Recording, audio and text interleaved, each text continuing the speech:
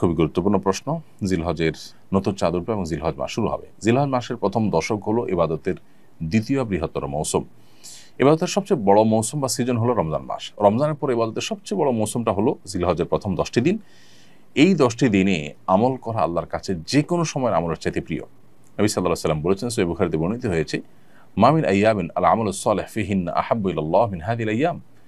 জিলহজের প্রথম দশকে আমল ইবাদত করলে এটা আল্লাহর কাছে যতটা প্রিয় হয়, অন্য কোনো সময় আমল ইবাদত করলে সেটা আল্লাহর কাছে এত প্রিয় হয় না। এই জন্য এই দিনগুলোতে বিশেষভাবে আমাদের আমলের প্রতি মনোযোগী দিতে হবে। স্পেশালি জিকির বেশি বেশি করার পরে কোরআন সূরা তওবাতে আল্লাহ নির্দেশ করেছেন, এবং সেই সাথে আইয়ামে তাশরিকের দিনগুলোতে তাকবীরে তাশরিক স্পেশালি বেশি বেশি করে পাঠ করা, আল্লাহু আকবার, আল্লাহু আকবার, লা ইলাহা ইল্লাল্লাহ, আল্লাহু আকবার, আল্লাহু আকবার, লিল হামদ, ৫ ওয়াক্ত নামাজের পরে একবার করে পাঠ করে নারী পুরুষ সবার জন্য কর্তব্য। এটা আইয়ামে তাশরিকে ৯ জিলহজ বাদ ফজর থেকে নিয়ে ১৩ জিলহজ আসর পর্যন্ত।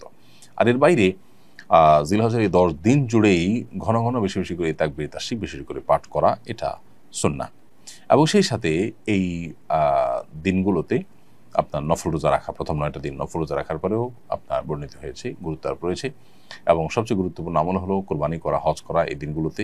এই দিনগুলোতে অনেক ধরনের আমলের কথাই কিন্তু আমাদেরকে বলা হয়েছে। বেশিরভাগ মানুষই রমজানের আমলের গুরুত্ব জানলেও জিলহজের প্রথম দশকের আমলের গুরুত্ব জানে না।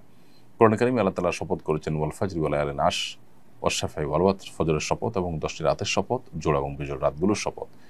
এই আয়াতের ব্যাখ্যায় বিশ্ববিখ্যাত তাফসীরকারক ইবনে আব্বাস রাদিয়াল্লাহু তাআলা আনহু বলেছেন, এখানে মূলত জিলহজের প্রথম 10টি রাতের কথা আল্লাহ তাআলা ইঙ্গিত করেছেন, শপথ করেছেন। তার মানে এই 10টি রাতের গুরুত্ব এবং মর্যাদা আল্লাহর কাছে এত বেশি, যেগুলোর নামে আল্লাহ তাআলা শপথ করেছেন। তো সেজন্য সেগুলোর উপর আমাদের বিশেষভাবে দায়িত্বশীল হতে হবে। রাফিদুল ইসলাম মুন্না লিখেছেন, কোরবানির 10 দিন আগে নখ কাটা যাবে কিনা? কোরবানির 10 দিন আগে তো নখ কাটতেই পারবেন। কোরবানির আপনার চাঁদ দেখা যাওয়ার আগে চুল, নখ ইত্যাদি কেটে কোরবানির পর্যন্ত সেটা আর না কেটে থাকা, এটাই হলো নির্দেশ না। অতএব 10 দিন আগে, তার মানে পয়লা জিলহজ শুরু হওয়ার আগে আমরা চুল, নখ ইত্যাদি কেটে শেষ করব, সেটা ঠিক আছে।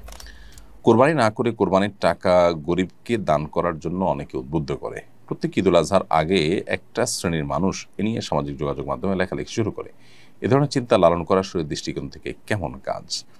কোরবানি না করে কোরবানির টাকা দান করার কথা যারা বলেন, তাদের কাছে আমাদের প্রশ্ন যে তারা যখন হোটেলে বসে অনেক টাকা, রেস্টুরেন্টে বসে অনেক টাকা খরচ করে তারা খাবার গ্রহণ করেন, আড্ডা মারেন, পার্টি করেন, দামি দামি বার্গার খান, অন্যান্য খাবার খান, তারা কি তখন এটা মনে করেন না যে বার্গারের টাকাটা তো আমি অন্য কাজে খরচ করতে পারি, আমি চাইলে তো এই জায়গাটাতে আমি হালকা পাতলা কিছু খেয়েও চলতে পারি, মানে দামি কোনো কিছু খাওয়া তো জরুরি না, এত দামি রেস্টুরেন্টে এসে একটু কম দামি রেস্টুরেন্টে গেলাম আর এই টাকাটা, অতিরিক্ত টাকাটা আমি দান করে দিলাম, এটা তারা করতে পারেন না?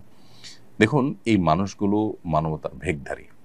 আমরা বারবার বলে থাকি, মানবতা এবং মানবাধিকার এটা এমন একটা মুখরোচক বিষয় যে এটার আড়ালে পশুত্বকে হার মানানো অমানবিক আচরণও আমাদের চোখে পড়ে না। সেগুলোকে ঢাকবার জন্য মূলত এই সমস্ত মুখরোচক স্লোগানগুলো দিয়ে থাকে এক শ্রেণীর মানুষ, সেটা দেশে, দেশের বাইরে, সব জায়গায় আছে।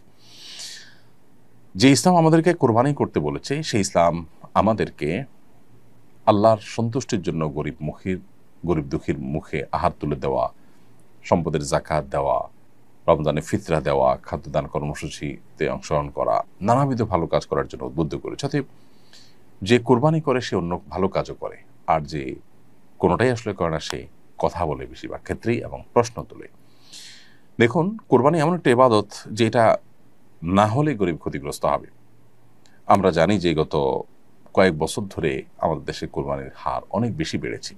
2022 সালে কোরবানি হয়েছে প্রায় 90,000-এর বেশি গরু। 2023 সালে কোটির ঘরে পৌঁছেছে, 24 সালে এক কোটি কয়েক হাজারে পৌঁছেছে, কয়েক হাজারে পৌঁছেছে, আর গত বছর 1 কোটি কয়েক লাখে পৌঁছেছে। আমাদের এই ভিডিওটি যদি আপনার ভালো লেগে থাকে তাহলে ভিডিওতে একটি লাইক দিতে পারেন এবং আপনার প্রিয়জনদের সাথে শেয়ার করতে পারেন, এবং এইরকম আরও ভিডিও পেতে আমাদের ইউটিউব চ্যানেলটি সাবস্ক্রাইব করে পাশে থাকা বেল আইকনটি অন করে দিন।